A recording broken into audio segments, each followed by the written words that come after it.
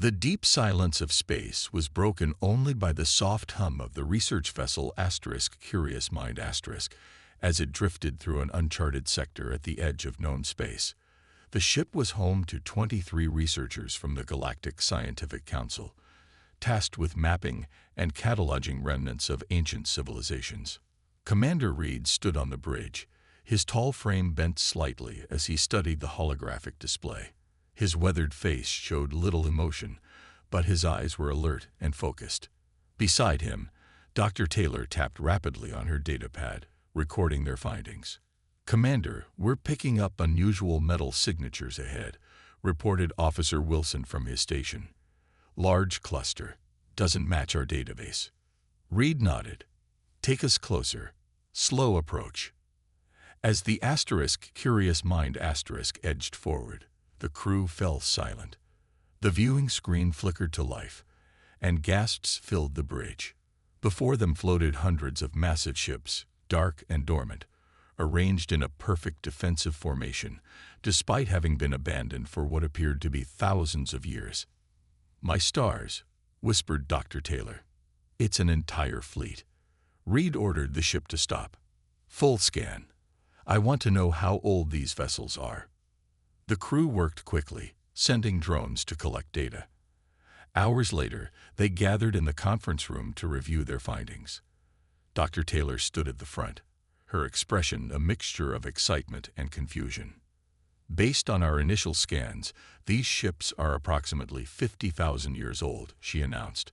"That predates every known spacefaring civilization in our records." Admiral Dorian, who led the expedition, laughed loudly. "Look at the design. Such primitive shapes. No wonder they didn't survive as a species." The room filled with chuckles as images of the ancient vessels rotated on the display. The ships were bulky and angular, lacking the sleek curves and energy fields that marked modern vessels. "They appear to have used some form of combustion propulsion," said Officer Wilson, pointing to the massive engine ports. "Incredibly inefficient by our standards." Admiral Dorian shook his head. "Add them to the catalog as Class C finds. Not worth more than a footnote in our report. These are museum pieces at best."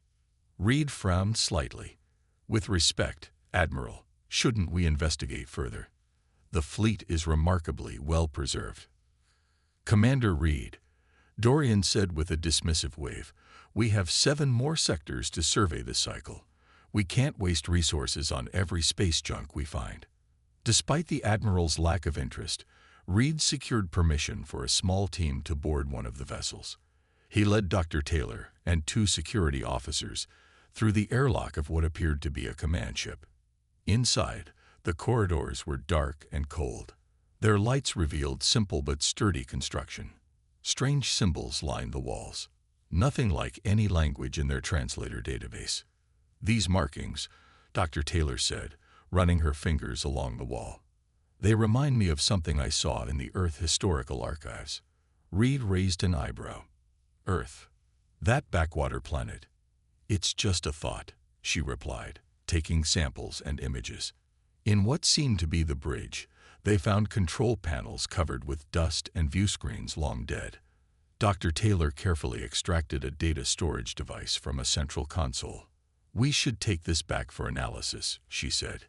"Even if the technology is primitive, there might be historical value." As they prepared to leave, Reed paused at the captain's chair. Something about the design struck him as oddly familiar. It seemed built for a body shaped just like his own. "Strange," he muttered. "What is it, Commander?" asked Dr. Taylor. Reed shook his head. "Nothing. Let's rejoin the ship." Hours later, the Curious Mind continued its journey, leaving the ancient fleet behind, floating forgotten in the empty blackness. In the ship's database, a new entry was created: Unidentified Extinct Species Fleet, Low Priority Archaeological Site. No one suspected that they had just turned their backs on humanity's greatest legacy. 5 years passed since the discovery of the ancient fleet. The galaxy continued its peaceful expansion, with trade routes growing and new species joining the Galactic Council. That peace shattered on a quiet Tuesday.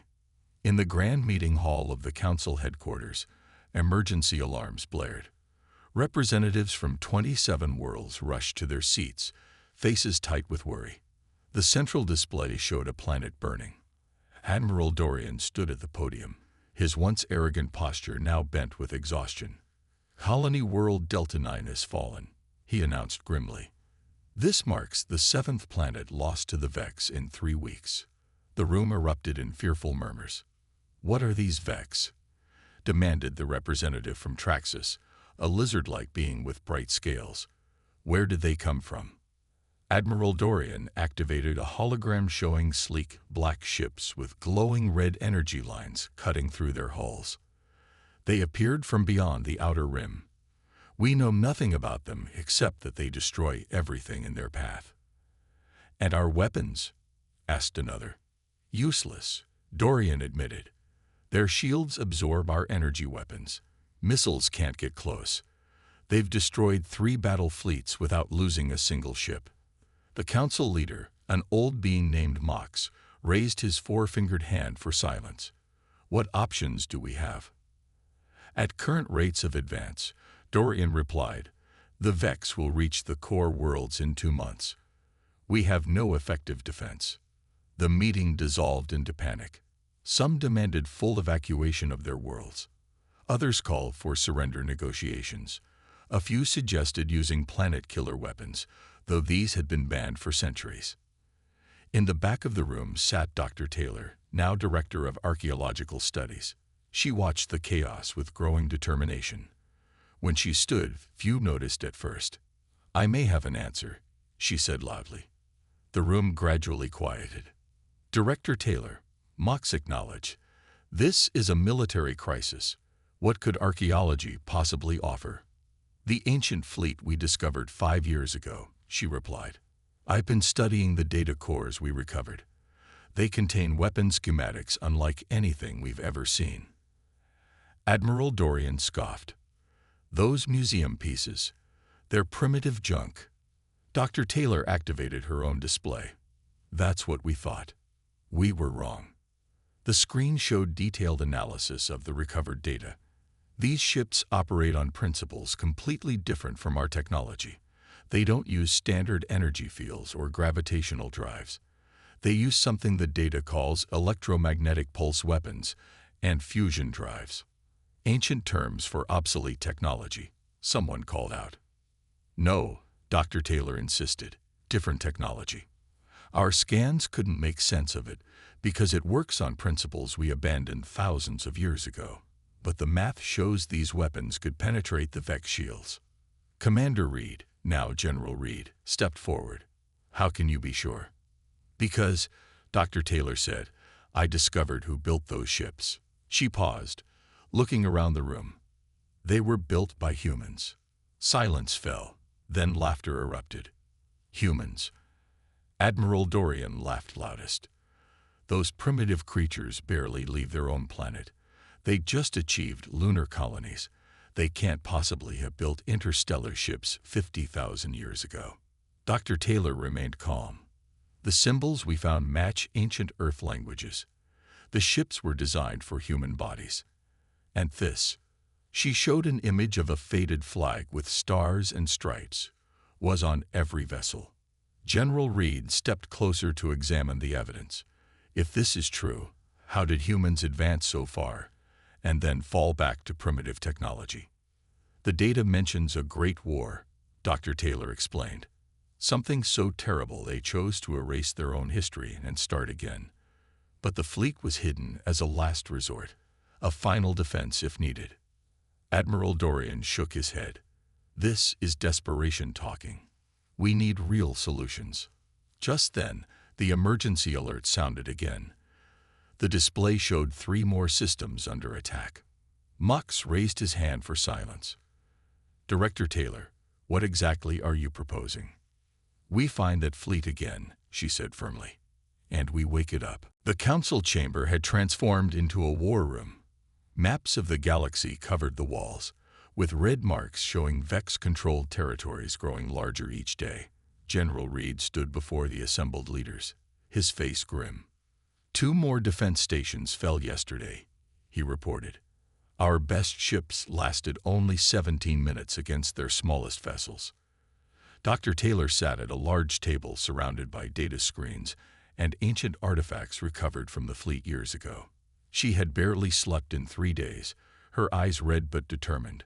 Next to her stood Tom Grant, the human representative to the council. He had been summoned from Earth once Dr. Taylor revealed her theory. "This is absurd," Grant said, examining the artifacts. "Our historical records only go back about 5,000 years. You're suggesting humans built starships 45,000 years before that?" Dr. Taylor nodded. "The evidence is clear. Look at this." She activated a hologram showing the captain's chair from the ancient vessel. The dimensions match human body proportions perfectly. The control interfaces were designed for human hands. Grant shook his head. "But how? Why don't we remember this?" Admiral Dorian entered the room, his earlier arrogance replaced by desperate hope. "Does it matter? If there's even a small chance these ships can fight the Vex, we need to try." Dr. Taylor touched a small metal disc, and a projection appeared above the table. Strange symbols flowed across it. "I've been working to translate the language," she explained. "It appears to be an early form of several Earth languages combined. With the help of our computers, I've decoded parts of their logs." The room fell silent as she continued. "According to these records, humans once controlled nearly a third of the galaxy. They called themselves the United Earth Alliance. They had colonies on hundreds of worlds." "Impossible," Grant whispered. "Around 50,000 years ago, they faced a civil war. Their weapons were so powerful they destroyed entire star systems. After seeing the devastation, the surviving humans made a shocking choice." Dr. Taylor's voice became soft with wonder. "They decided that their technology had advanced too quickly, that they weren't wise enough to handle their own power. They deliberately erased their technology, destroyed their records, and returned to Earth to start over. They chose to become primitive again," Admiral Dorian asked, bewildered. "They chose to evolve differently," Dr. Taylor corrected, "to grow their wisdom before their weapons. But they weren't foolish. They hid this fleet as a last defense, programmed to respond to human genetic signatures if ever needed." General Reed leaned forward. "And the weapons? Can they truly defeat the Vex?" Dr. Taylor touched another artifact, and technical schematics appeared. "These ships don't use energy shields like we do. They use something called kinetic weapons and electromagnetic pulse technology. The Vex shields are designed to stop energy weapons, but these fire physical projectiles at incredible speeds." "Primitive," scoffed one of the scientists. "Sometimes old is better," Dr. Taylor replied. "Their main weapons are called rail guns. They use magnetic fields to launch metal projectiles at speeds our modern ships can't achieve. The Vex wouldn't have defenses against them because no one uses such technology anymore." Admiral Dorian studied the schematics. "Even if this works, can we operate these ships? The technology is alien to us." "Not to all of us," Dr. Taylor said, turning to Grant. "These ships were designed to respond to human DNA. They might recognize Mr. Grant and other humans as their rightful operators." Grant looked stunned. "There are only 10 billion humans in existence. We're not warriors." Dr. Taylor's eyes flashed with determination. "Your ancestors were. And we need them now." A loud alarm interrupted the meeting. The main screen showed 3 Vex ships approaching the Council homeworld. "We're out of time," General Reed announced. "Director Taylor, what's your plan?" Dr. Taylor stood straight. "We need a ship. We need to return to the ancient fleet. And we need to bring humans with us." "Why?" asked Admiral Dorian. Dr. Taylor held up a small device with a red button. "Because according to these records, only human DNA can wake up the fleet." The scout ship Whisper cut silently through space, running dark to avoid Vex detection. It was the Council's fastest vessel, chosen for this desperate mission. Inside, The small crew worked in tense silence. Status report. General Reed commanded from the captain's chair. Lieutenant Marsh checked his instruments. We're maintaining course through the Kelmar Nebula. Vex patrols have been detected in neighboring sectors, but none have spotted us yet. At the navigation station, Dr. Taylor compared star charts with the ancient data she had recovered. The ship's route was taking them through increasingly dangerous territory. I've confirmed the coordinates, she said. The fleet should be exactly where we left it 5 years ago, in the uncharted zone beyond the Crimson Void. Seated beside her was Jack Miller, one of 7 humans selected for the mission. Unlike the Council species with their varied skin colors and extra limbs, Miller looked plain, just another human with brown hair and an average build. Yet everyone kept glancing at him, and the other humans with newfound respect. I still can't believe it, Miller said quietly. My great-grandparents were farmers in Nebraska. How could my ancestors have built starships? Dr. Taylor smiled. History is full of rises and falls. Civilizations advance, then collapse, then rebuild. Your people just had a longer cycle than most. General Reed approached their station. How much longer until we reach the fleet? 3 days, Dr. Taylor replied. Assuming we don't have to make any detours to avoid the Vex. As if summoned by her words, alarms blared throughout the ship. Lieutenant Marsh shouted, Vex patrol. 3 ships, closing fast. Battle stations, ordered Reed. Prepare emergency jump protocols. The Whisper jolted as its engines pushed to maximum power. On the view screen, 3 black Vex ships appeared, their red energy lines pulsing hungrily. They've spotted us, Marsh reported, his voice steady despite the danger. They're changing course to intercept. Miller watched in horror as the enemy ships grew larger on the screen. Can we outrun them? No, Reed said grimly, but we can try to hide. He directed the ship toward a dense asteroid field. The Whisper dove between massive rocks, executing tight turns that would crush any larger vessel. The Vex followed, their ships weaving through the obstacles with frightening precision. We can't shake them, Marsh called out as the ship shuddered from a near miss. Dr. Taylor suddenly stood. I have an idea. She rushed to a storage compartment and returned with one of the artifacts from the ancient fleet.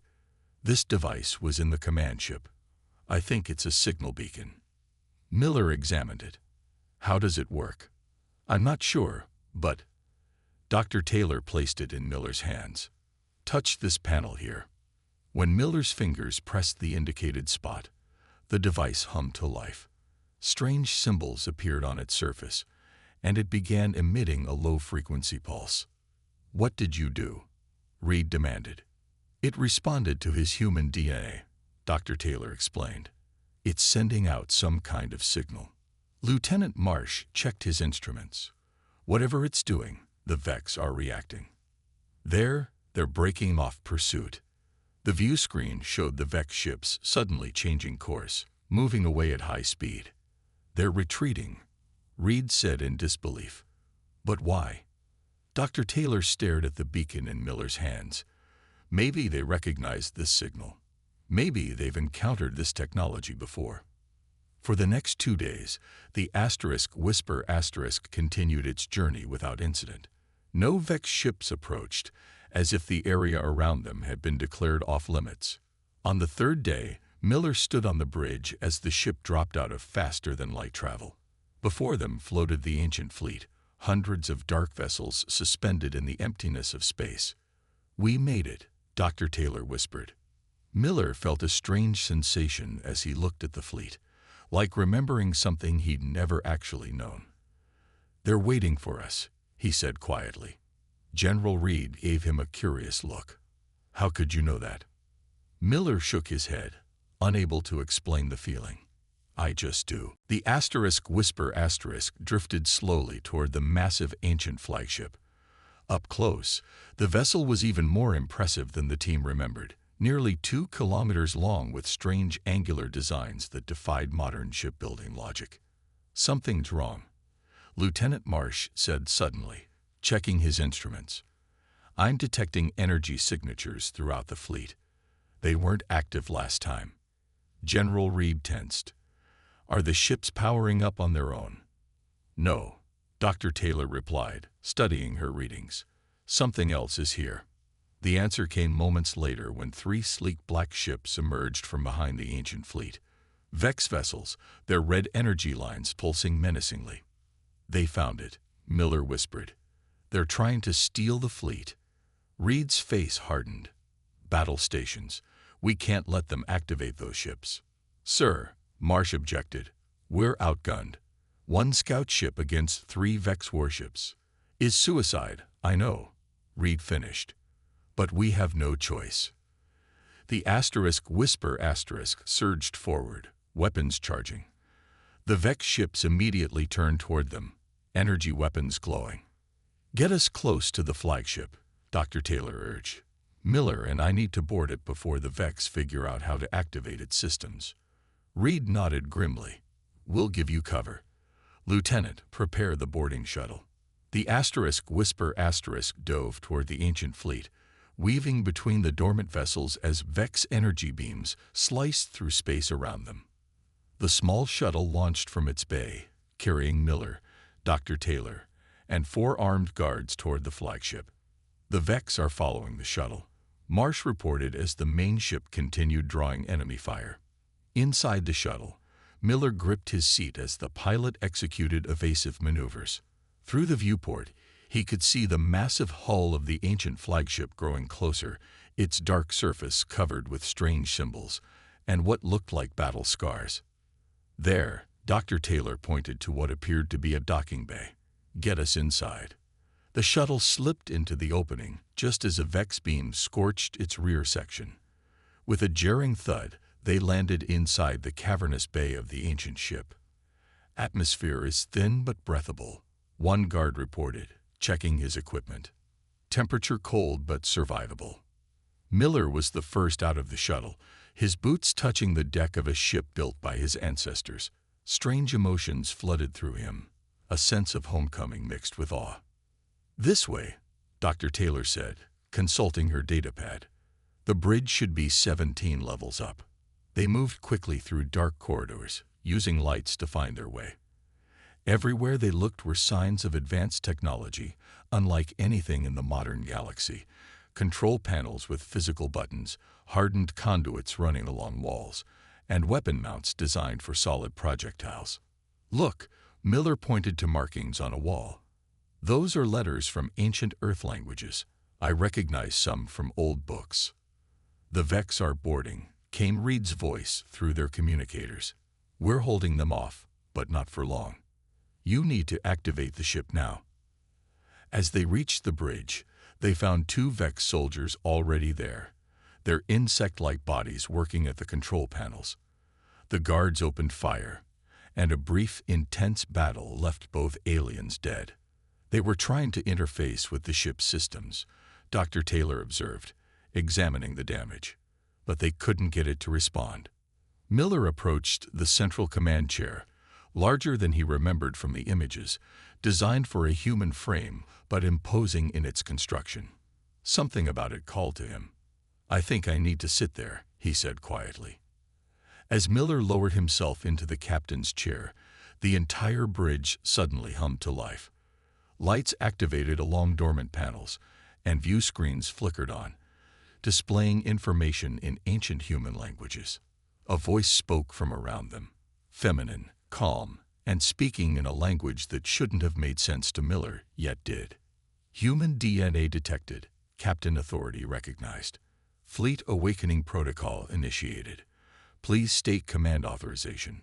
Miller looked at Dr. Taylor in shock. "What do I say?" Before she could answer, the ship shuddered as Vex weapons struck its hull. "Say anything," she urged. Miller took a deep breath. "This is Captain Miller of Earth. Wake up. We need you." The voice replied immediately. Voice pattern accepted. "Welcome back, Captain. Humanity's last fleet standing by for orders." Throughout the vast emptiness of space, hundreds of ancient vessels began to glow with power, systems activating after 50,000 years of sleep. The ancient flagship trembled as its engines awakened, a deep rumble that Miller felt in his bones. Around him, the bridge transformed from a dark, dead space to a command center humming with power. Screens flickered to life, displaying information in a language that somehow felt familiar to him. Fleet systems at 60% capacity, announced the ship's eye. Restoration continuing. Damage assessment underway. Dr. Taylor moved from station to station, her eyes wide with wonder.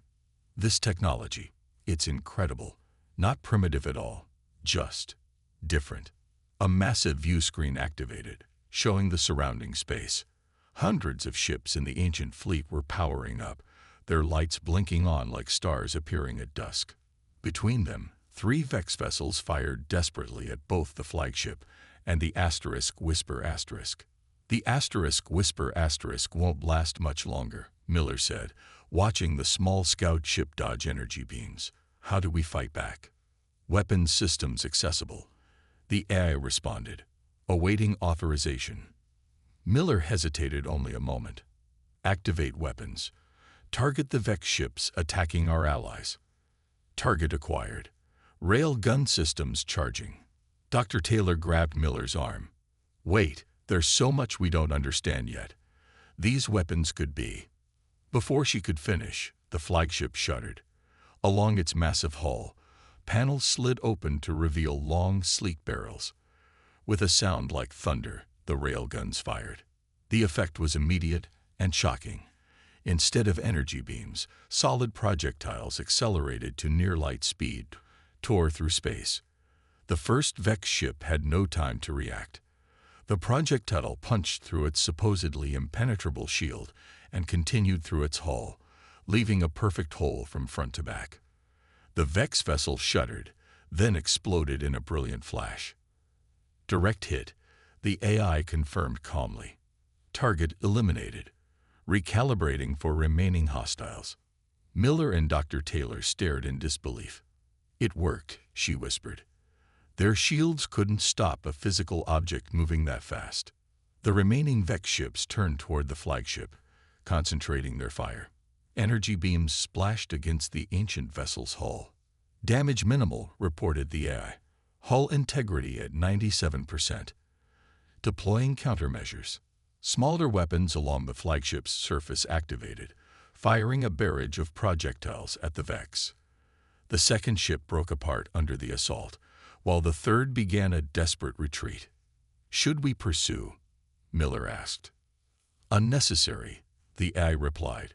Fleet defensive perimeter established. Additional Vex vessels detected approaching this sector. Estimated arrival, 17 minutes. General Reed's voice came through the communicator. Whatever you did, it worked. The Whisper Asterisk is docking with your vessel now, but we've detected a larger Vex fleet inbound. Miller looked at Dr. Taylor. We need to understand what these ships can really do. This can't just be a weapons platform. Correct, Captain, the AI confirmed. The last fleet was designed as humanity's legacy repository. Primary function, defense. Secondary functions, terraforming, colonization, medical advancement, and knowledge preservation. Dr. Taylor moved to a new console that had activated. Miller, look at this. It's some kind of database. The screen showed images scrolling by. Thousands of worlds, species, technologies, and historical events, all recorded by ancient humans. The complete history of humanity, the AI explained, from our first steps beyond Earth to our greatest achievements across the stars. And why did they abandon it all? Miller asked quietly. The Great Division, replied the AI. When humanity split into factions, our weapons grew too powerful. 317 star systems were destroyed in the war that followed. The survivors made a choice to begin again, to evolve emotionally and ethically before reclaiming their technological heritage. General Reed entered the bridge with the remaining crew of the Whisper Asterisk. He stopped, staring at the active systems around him. Is it true? He asked. Can these ships really defeat the Vex? Miller nodded slowly. They already destroyed 2 Vex ships without taking significant damage. But they're more than weapons. He gestured to the screens showing the fleet's full capabilities. This is humanity's legacy. Everything they knew, everything they built, preserved for when they would need it again. Dr. Taylor looked up from a console. The Vex fleet will be here soon. 12 ships, including what appears to be their command vessel. Miller took a deep breath and settled more firmly into the captain's chair.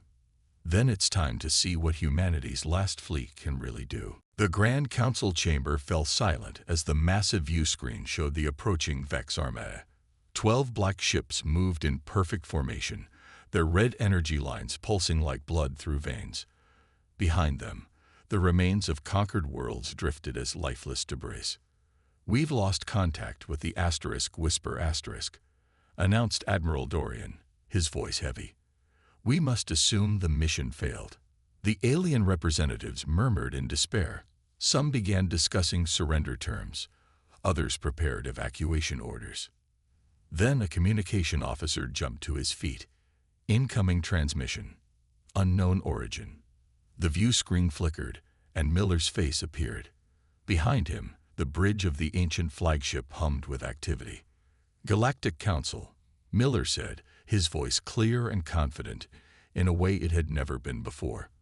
"This is Acting Captain Miller of the United Earth Alliance flagship Defender *. We have activated the human fleet and engaged the Vex forces." A cheer erupted across the chamber, quickly silenced as Admiral Dorian stepped forward. "Captain, what is your status?" "The Vex main fleet is approaching our position." "We know," Miller replied. "We're tracking them. The ancient fleet is operational, but we're still learning its capabilities. Dr. Taylor has discovered something important." The camera shifted to show Dr. Taylor working at a console covered with symbols.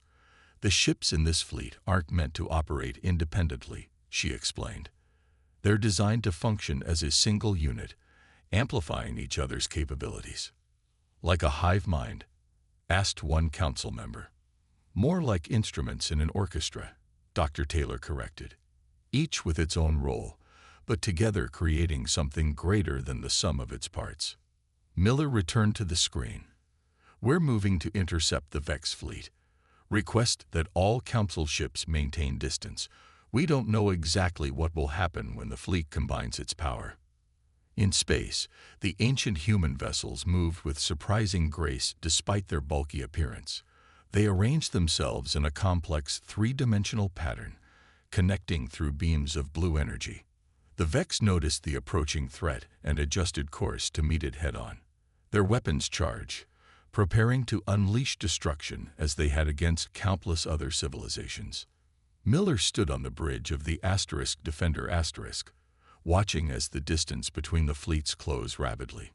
General Reed and the crew of the Whisper * had taken positions throughout the flagship, helping to operate its unfamiliar systems. "All ships reporting ready," announced the AI. "Unified defense grid active. Awaiting your command." Miller took a deep breath. Begin the attack. What followed would be remembered in galactic history for centuries to come. The ancient human fleet moved as one, synchronized with inhuman precision. When the Vex fired their devastating energy weapons, the human vessels shifted positions, creating gaps that allowed the beams to pass harmlessly through. Then the human fleet responded, not with a barrage of weapons fire, but with something more elegant. 5 specialized ships formed a pentagon formation and generated a field of energy that expanded outward. When it touched the first Vex ship, the vessel simply stopped, its energy systems completely disabled. "What happened?" General Reed asked in awe. "Electromagnetic pulse technology," Dr. Taylor explained, reading from her console. "It disrupts their power systems without destroying the ships." 3 more Vex vessels fell dark before the remaining ships adjusted their shields. They fired again, this time scoring hits on 2 human vessels. "Damage to ships 7 and 12, reported the AI, rearranging formation to compensate. The human fleet shifted again, and now the larger weapons came to bear. Rail guns fired in perfect sequence, punching through Vex shields and hulls with terrifying accuracy. The Vex command ship tried to retreat, but found itself surrounded as the human fleet split and reformed around it.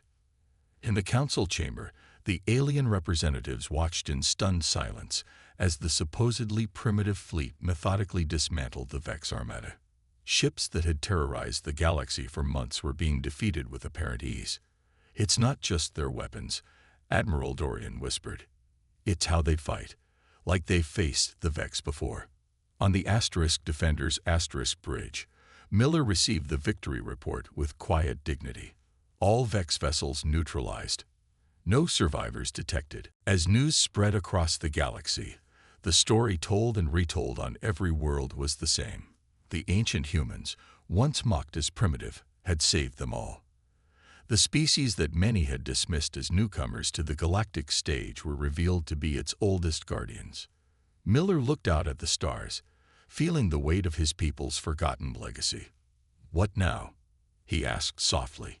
Dr. Taylor stood beside him. "Now we remember who we once were and decide who we want to become."